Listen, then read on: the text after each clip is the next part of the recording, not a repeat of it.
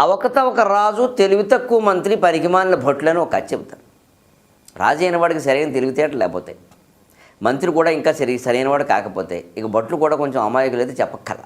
ఒక రాజ్యంలో ఓ రాజు పరిపాలిస్తున్నాడు, కొంచెం అశ్రద్ధ కలిగిన రాజు, అవకతవక రాజు కదా, వాడి భోగాలు వాడి విలాసాలు ఏవో వాడి మంత్రి గారు ఏమైనా చెప్తే పట్టించుకుంటాడు, లేదా పట్టించుకుంటాడు.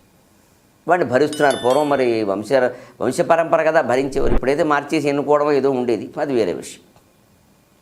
అలాంటి రాజ్యంలో ఒక ఇబ్బంది వచ్చింది. ఒక కుమ్మరివాడు ఉన్నాడు, కుండలు చేసుకుంటాడు. అతను ఉండేది పాక, ఆ కుండలు చేసుకుని ఏదో అమ్ముకునేవాడు. అలా అమ్ముకోగా వచ్చిన డబ్బుతో కొంత ఓసారి కొంచెం ఆ మట్టి ఉందిగా, మట్టి ముద్దలు చేసి గట్టిపడ్డాక కాస్త గోడ కట్టుకున్నాడు. మట్టి ముద్దలతోటే ఏదో కాస్త ఓ పాక వేసుకున్నాం. ఆ పైన తాటాకులు దూలం అది వేద్దామంటే డబ్బులు లేవు. మరి దానికోసం ఏదో ఎవరినో ఆశ్రయించాడు. వాళ్ళు ఎవరో ఇచ్చారు, ఏదో ఇస్తామని చెప్పారు. ఇచ్చాక ఆ పాకది వేసుకుందామని చూసి ముందు గోడ కట్టాడు. అనుకోకుండా పెద్ద వాన కురిసింది. వాన కురిసి ఆ గోడలని నీరు గారి, మరి మట్టి గోడలు కదా, మొత్తం నీరు గారిపోయి అసలు బాధ వచ్చేసి రాజదర్శనానికి వెళ్ళాలి ఏమైనా సరే, నా గోడలు వాన కారణంగా నీరు గారిపోయి రాజుగారిని డబ్బు తెచ్చుకొని మళ్ళీ వేసుకోవాలి, వాడు ఉద్దేశం అది. రాజ్యసభకి వెళ్ళాడు. సరే, అవకతవక రాజు, తెలివి తక్కువ మంత్రి, పనికి మాలిన భట్లు అక్కడికి వెళ్ళారు. పెద్ద నాకు అన్యాయం జరిగింది. ఏమిటయ్యా అంటే, వానదేవుడు నీకు ఎవరు అన్యాయం చేశాడు? ఎవరో ఒక వ్యక్తి చేయాలా ఏంటి? ఎవరు అన్యాయం చేశారంటే చెప్పకపోతే బాగుంటుందేమో, వీడేమో వానదేవుడు నాకు అన్యాయం చేశాడు అన్నాడు. అంటే వాన కురవడం వల్ల గోడలు వాడిపోయాయి.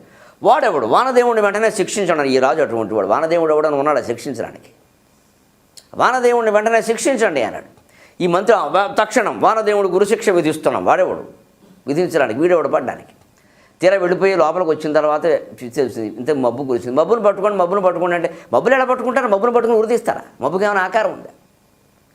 అది దొరకకపోతే అసలు వాన కురిసిందంటే కారణం, అప్పుడు వాన ఎందుకు కురిసింది అని మొదలుపెట్టారు. వాన కురిస్తే పడిపోవడమేనా అంటే, పక్కనే ఒకరెవరో యజ్ఞం చేస్తున్నారట.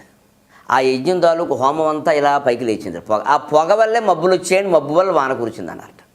అయితే యజ్ఞం చేసిన వాళ్ళు ఉరిదీసేయండి అన్నట్టు. వానదేవుడు దొరకలేదు కదా, మరి ఎవరిని వృద్ధి చేయాలి? ఇప్పుడు వానకు కారణం ఎవరు? ఈ బ్రాహ్మణులు ఎవరో యజ్ఞం చేస్తున్నారు పాపం.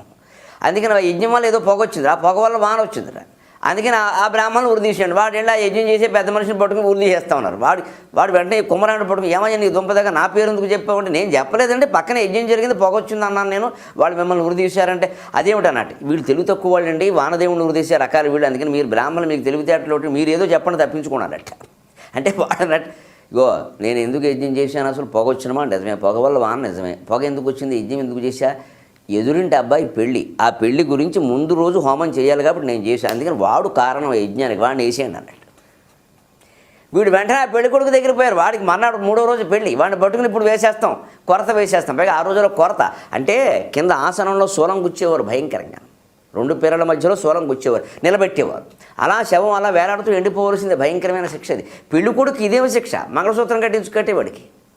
వాడు కంగారు పడిపోయి బ్రాహ్మణ దగ్గరికి వచ్చాడు. ఏమన్నా నా పేరు చెప్పారు మీరంటే, ఏం చేయను తప్పించుకుందుకు ఏదో ఒకటి చెప్పాను, కుమ్మరాడు నా పేరు చెప్పాడు, నేను నీ పేరు చెప్పాను, నువ్వు ఏదో చెప్పి తప్పించుకో అన్నాడు. వాడు తెలివితేటలు ఉపయోగించాడు. ఇంతకీ ఏమిటండి, ఏం చేస్తారని అన్నాడు. వేసేస్తాం శూలం అన్నాడు. ఏదో ఆ శూలం ఒకసారి చూపించన్నాడు. అది ఇంత లావు ఉంది, ఏకంగా పొడుగ్గా.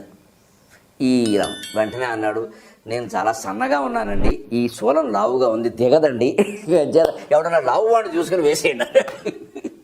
వీడు సన్నగా ఉన్నట్ట రమణారెడ్డి లాగా. ఆ శూలం ఏమో లావుగా ఉంది, దిగదండి, మీకు ఇంకా చూపిస్తే బాగుండదు ఆ ప్రదేశాలని, నేను దిగదు, లోపల దిగదు, మీరు ఎంత ప్రయత్నం చేసినా దిగదు అంటే. వాడు కూడా ఎవరు సన్నగా ఉన్నాడు, వీడికి దిగ. మరి ఏం చేయమంటావు, ఎవరో ఒకరిని శిక్షించకపోతే మా మంత్రి గారు ఊరుకోరన్నట్ట.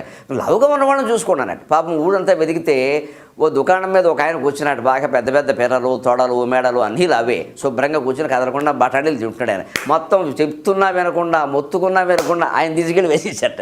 ఎందుకంటే లావుగా ఉన్నాడు అంతే చాలు, ఎవడో ఒకటి దొరికాడు. మొత్తం మీద వానదేవుడి నేరం ఎవరికి వెళ్ళింది, లావుగా ఉన్న ఆయన దగ్గరికి వెళ్ళింది, దుకాణం వ్యాపారస్తుడి దగ్గరికి.